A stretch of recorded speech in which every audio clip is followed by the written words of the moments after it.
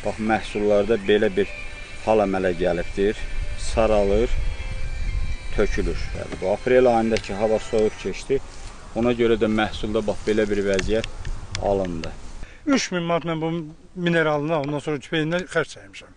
Görün, 1000 manat var, yoxdur. 1 manat da yoxdur. Bu illəri gözlənilir ki, məhsulumuz biraz aşağı olacaq.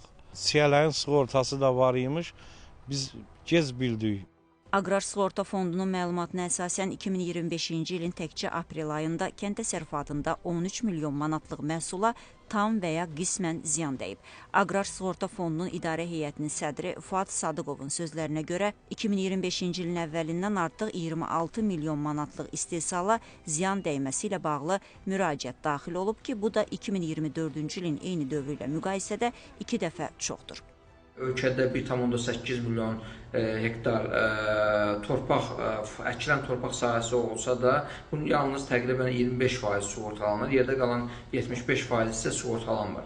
Təbii ki, sığortalanmayan torpaq sahələrindəki əkinlər baş verən təbii hadisələr zamanı bu fermerlərə əlavə ödəniş almırlar, sığorta ödənişi almırlar və bütün bu risk sahibkarın üzərinə düşür. Sığorta fondunun daha çox ərazilərin sığortalanması, bazarları, sahibkarları təbii fəlakətlərdən sığortalanmır. Bu nəticələrin sahibkar üçün aradan qalsa da, amma bazara çıxarılan məhsulun həcminə həmin ildə təsir göstərmir. Sığortalanırsan, sonra hadisə baş verəndə də ona görə sənə ödəniş verirlər. Yəni bütün dünyada bu belədir.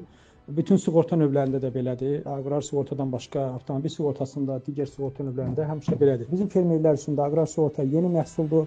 Baxmayaraq ki, 4 ildir var və fermerləri indi də onun detalları maraqlandırır. Mütəmadi olaraq bölgələrdəki həm filiallarımızla, həm də baş ofisin nümayəndələri ilə bölgələrə mütəmadi səfərlər etməklə daimi fermerləri məlumatlandırırıq.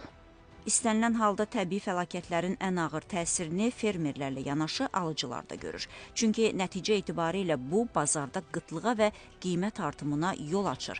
Mütəxəssislər təsərrüfatçılara zəhmətlərinin yerdə qalmaması üçün mütləq sahələrini sığortalamağı tövsiyə edirlər.